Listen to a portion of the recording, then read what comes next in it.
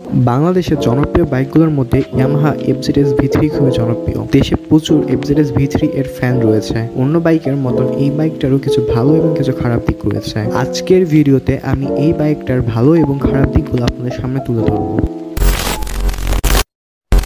2008 সালে প্রথম এফজেডএস বাজারে আসে, সেই থেকে এখন পর্যন্ত এফজেডএস সিরিজের বাইকগুলোতে আপডেট দিয়ে আসছে ইয়ামাহা।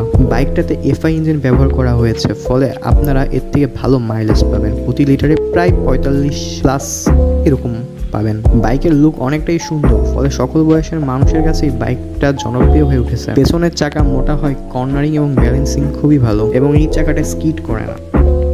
বাইকের ব্রেকিং দুর্দান্ত, সাথে এবিএস থাকায় ব্রেকিং আরও সেফ।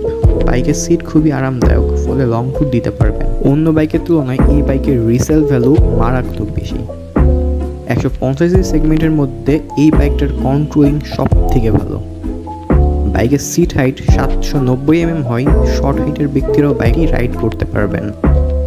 এগুলোই ছিল এই বাইকটার ভালো দিক। কেন কিনবেন না এফজেডএস ভি3 তা নিয়ে চ্যানেলে ভিডিও আছে, ডেসক্রিপশনে লিঙ্ক দেওয়া আছে, চাইলে দেখে নিতে পারেন। এই ভিডিওটা এই পর্যন্তই। ভালো লাগলে লাইক দিবেন, সাথেই থাকুন।